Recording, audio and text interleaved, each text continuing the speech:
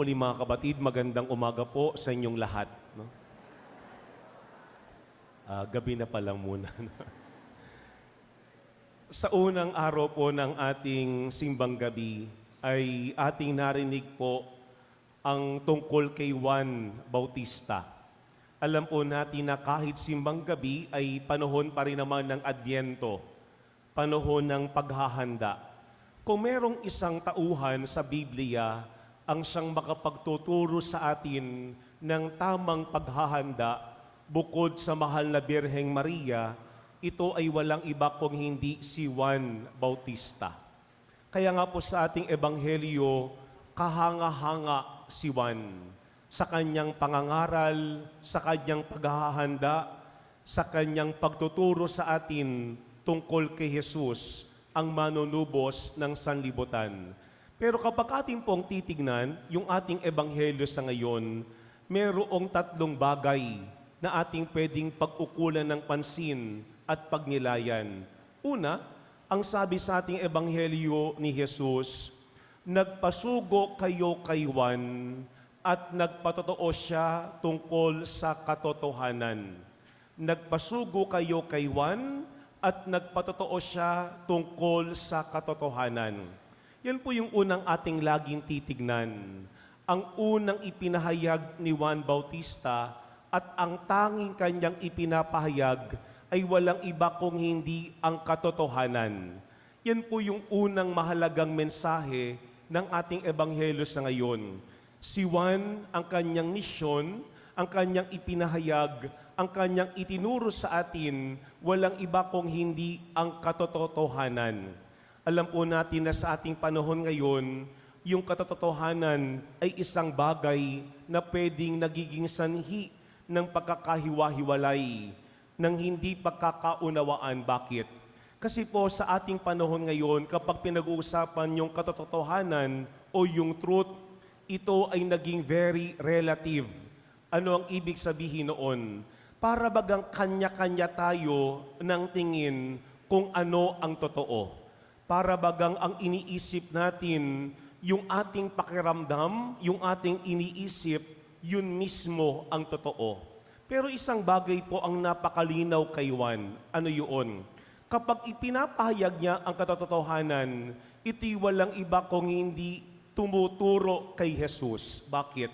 Kasi si Jesus mismo ang katotohanan.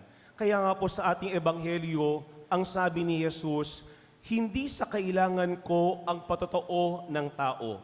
Sinasabi ko lamang ito para mailigtas kayo. Kasi po kapag ating titignan lagi ang katotohanan, ito ay dapat nag-aakay sa atin patungo kay Jesus, at si Jesus ang siyang nakapagbibigay sa atin ng kaligtasan, wala nang iba pa. Kaya nga yan po yung unang hamon sa atin ngayong panahon ng Adbyento. Sa pasimula po ng ating simbang gabi, ating tignan kung tayo ba ay nakahanda, kung tayo ba ay bukas, kung tayo ba ay nakikinig sa katotohanan. Pero ang sabi nga natin, kapag yung tao ay lumalayo sa katotohanan, kapag yung tao ay lumalayo kay Jesus, sinisira mismo ng tao yung kanyang sarili. Kaya nga po sa ating unang pagbasa kay Propeta Isaías, ano ang pinapaalaala sa atin doon? Na kailangan tayo ay namumuhay ng tama. Kailangan tayo ay namumuhay ng matuwid. Kahit may mga pagkakataon, parang hirap nating tanggapin kung ano yung katotohanan. Pero yan po yung unang ipinangaral ni Juan Bautista, na kailangan tayo ay magsisi, kailangan tayo ay magbalik loob sa Diyos, kailangan tayo ay mamuhay hindi ayon sa gusto natin, kung hindi ayon sa gusto ng Panginoon, ayon sa katotohanan. Ito ay hindi para kay Juan, kung hindi ito ay para mismo sa atin, para tayo mismo ay makatanggap ng kaligtasan. Alam po niyo, merong isang santo, si San Agustin. Meron siyang napakagandang sinabi tungkol sa katotohanan, sa truth. Ang sabi niya, the greatest kindness one can render to any man is leading him to truth. Uulitin ko po. the greatest kindness one can render to any man is leading him to truth. Yun daw ang pinakamagandang ating pwedeng magawa sa ating kapwa. Ano yun? Akayin yung ating kapwa sa katotohanan. Kahit may mga pakakataon, napakahirap tanggapin. Kahit may mga pakakataon, napakahirap pakinggan. Pero yun daw ang ating pinakamagandang pwedeng gawin sa ating pamilya, sa ating kapwa. Yung sila'y akayin patungo sa katotohanan. Kasi kapag yung tao mismo, hindi natin inaakay sa katotohanan, siya'y ating hindi inaakay sa Panginoon. At kapag siya'y ating hindi inaakay sa Panginoon, siya'y ating hindi hinahangaran na magkaroon mismo ng kaligtasan. Yan po yung unang paalaala sa atin. Sana lahat tayo sa ating pamilya, sa ating pamayanan, akayin natin ang bawat isa, hindi sa kasinungalingan, kung hindi sa katotohanan. Kasi ang katotohanan ay walang iba kung hindi si Jesus. At kapag tayo ay taliwas yung ating pamumuhay sa katotohanan, hindi tayo magkakamit mismo ng kaligtasan at ng kapayapaan. Pangalawa, sa ating pong ebanghelyo, ang sabi diyan ni Jesus tungkol kay Juan ay ito, si Juan ay parang maningas na ilaw na nagliliwanag noon at kayo'y sandaling nasiyahan sa kanyang liwanag. Alam po nyo, ang ganda ng paliwanag diyan ni Jesus tungkol kay Juan, na si Juan daw ay parang maningas na ilaw. Hindi lang siya basta ilaw. Kung hindi ang sabi diyan ni Jesus, siya ay parang maningas na ilaw na nagliliwanag. No? Yung pong simbolong yun, maningas na ilaw na nagliliwanag. Ibig sabihin, merong buhay. Ibig sabihin, merong gana. Ibig sabihin, ibinibigay niya yung lahat-lahat para kay Jesus bilang isang liwanag ng sanlibutan. Kasi pwedeng sa isang banda, tayo ay katulad ni Juan, pero wala tayong gana, pero wala tayong ningas, pero wala tayong buhay, pero tayo ay papatay-patay. Pero tingin ko yan po yung pangalawang magandang halimbawa ni Juan. Si Juan mismo, binibigay niya yung lahat-lahat. Kaya para siyang ilaw, para siyang liwanag na laging nagniningas. Kahit yung kanyang paligid ay puno ng kadiliman, pero si Juan Bautista ay hindi pinanghihinaan ng loob. Kasi baka may mga pakakataon tayo mismo nawawalan tayo ng gana. Kapag yung ating paligid ay puno ng kasamaan, kapag para bagang may mga tao sa ating buhay na hindi handang makinig sa atin. Pero si Juan Bautista, yung simbolong ginamit ni Jesus ay nagniningas na ilaw. Pero ang maganda po kay Juan, bilang nagniningas na ilaw, inaakay niya yung mga tao hindi sa kanyang sarili. Kung hindi bilang isang nagniningas na ilaw, inaakay niya yung lahat ng mga tao patungo mismo kay Jesus. Yan po yung pangalawang hamon sa atin. No, sana lahat ng ating kinikilos, lahat ng ating ginagawa ay hindi patungkol sa atin. Hindi inaakay yung ating kapwa patungo sa ating mga sarili.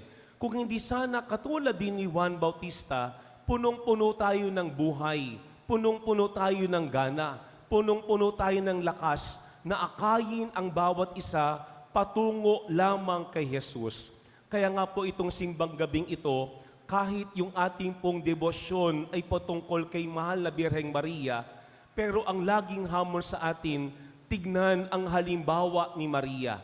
Sabagat si Maria, inaakay tayo tulad ni Juan, hindi sa kanyang sarili. Si Maria, inaakay tayo kanino? Patungo sa kanyang anak na si Jesus. Kaya nga po ang laging sinasabi ni Maria ay ano? Do whatever He tells you. Si Juan Bautista, ganyan din. Ang sabi ni Juan Bautista, I must decrease, so must he must increase. Kaya nga yan po yung pangalawang hamon sa atin.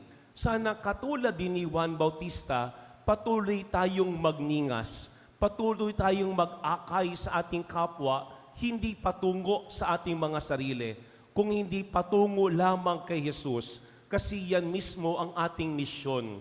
Alam po nyo, si Pope Benedict dati, merong magandang sinabi tungkol dyan. Ang sabi niya, anyone who has discovered Christ must lead others to Him. Ang sino mo naman daw na makatagpo kay Kristo ay dapat mag-akay sa kanyang kapwa patungo kay Kristo. A great joy cannot be kept to oneself. It has to be passed on. Yung kagalakan daw, hindi mo yun sinosolo. Hindi yun para lamang sa iyong sarili. Yung kagalakan dapat iyong pinapasa sa iyong kapwa. Di ko yun ang maganda po kay Juan Bautista. Bilang ilaw, siya ay nagniningas. Kaya nga nagniningas, bakit? Kasi punong-puno ng buhay, punong-puno ng galak, punong-puno ng pag-asa. Pero yung nagniningas na ilaw na yun ay hindi nag-aakay patungo sa kanyang sarili. Kung hindi yan ay nag-aakay lamang, walang iba kung hindi kay Jesus. Pangalawa, sana tulad din ni Juan, huwag mawala sa atin yung ningas. Sana hindi tayo ningas kugon.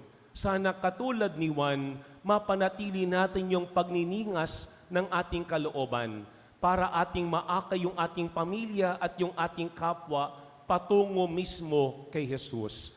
Pero pangatlo po at panghuli sa ating ebanghelyo, merong magandang sinabi si Jesus sa bandang huli. Ang sabi niya, ngunit may patotoo tungkol sa akin na higit sa patotoo ni Juan. Kasi alam natin kahanga-hanga yung ginawa ni Juan Bautista, na siya'y nagpatotoo tungkol kay Jesus, na siya ay nag-akay sa mga tao patungo kay Jesus. Pero sa huling bahagi po ng ating ebanghelyo, ang sabi ni Jesus, merong patotoo tungkol sa akin na higit sa patotoo ni Juan. Ano kaya yung patotoo tungkol kay Jesus na mas higit daw sa patotoo ni Juan Bautista? Ito ang sabi ni Jesus, ang mga gawang ipinagagawa sa akin ng Ama at siya ko namang ginaganap. Iyan ang nagpapatotoo na ako ay sinugo niya. Parang sinasabi ni Jesus, oo, magaling yung ginawa ni Juan. Oo, nag-akay si Juan patungo sa akin. Pero ang pinakamahalagang patotoo tungkol kay Jesus ay ano? Yung kilos ni Jesus, yung gawa ni Jesus, yung pamumuhay ni Jesus. Yan po yung pangatlong paalaala sa atin. Maaari ngayong panahon po ng simbang gabi, meron tayong mga hinihingi mula sa Panginoon. Pero sana din katulad ni Jesus, yung ating pamumuhay, yung ating kilos, yung ating halimbawa, yun mismo ang magpatotoo na tayo ay talagang sumasa Diyos, na tayo talaga ay sumusunod kay Kristo. Kasi baka sa isang banda, sa ating halimbawa, sa ating kilos, sa ating pamumuhay, ay hindi makita ng ating pamilya, ng ating kapwa, ang mga halimbawa ni Jesus. Yan po yung pangatlong punto ng ating ebanghelyo sa ngayon. Ano yung pinakamahalagang patotoo? Yung ating kinikilos. Kung yung ating kinikilos ay katulad ng kay Jesus, kung tayo talaga ay sumusunod sa kalooban ng Ama. Alam po nyo, merong magandang sinabi, si Saint Paul VI, no? Isang dating Santo Papa, ang sabi niya, modern people listen more willingly to witnesses than to teachers. Uulitin ko, modern people listen more willingly to witnesses than to teachers. Sa ating panahon ngayon, ang daming mga nagtuturo. Pero ano ang pinakamahalagang patotoo? Hindi lamang yung turo ng turo, kung hindi yung mga taong nagiging mabuting halimbawa para mismo sa kanilang kapwa. Ito po yung ating hilingin sa pasimula ng ating simbang gabi. Sa loob sana ng 9 na araw, mahubog sa atin si Kristo upang katulad ni Maria at ni Juan Bautista sa ating mismong halimbawa at pamumuhay ay makita ng ating kapwa si Jesus. Mga kapatid, tuwing simbang gabi, pasinin po natin yung ating paligid ay puno ng kadiliman. Pero ang dumarating, walang iba kung hindi si Jesus ang liwanag ng sanlibutan. Yan po yung katotohanan. Ang katotohanan ay parang liwanag. Liwanag sa gitna ng kadiliman. Pero ang katotohanan ay walang iba kung hindi si Jesus. Sapagkat si Jesus lamang ang nagbibigay sa atin ng kaligtasan. Pero ang pinakamahalagang halimbawa na tayo ay naka Jesus ay yung mismong ating pamumuhay. Sana araw-araw hindi lamang marinig, kung hindi maranasan at maramdaman ng ating pamilya si Jesus sa ating pang-araw-araw na pamumuhay. Amen.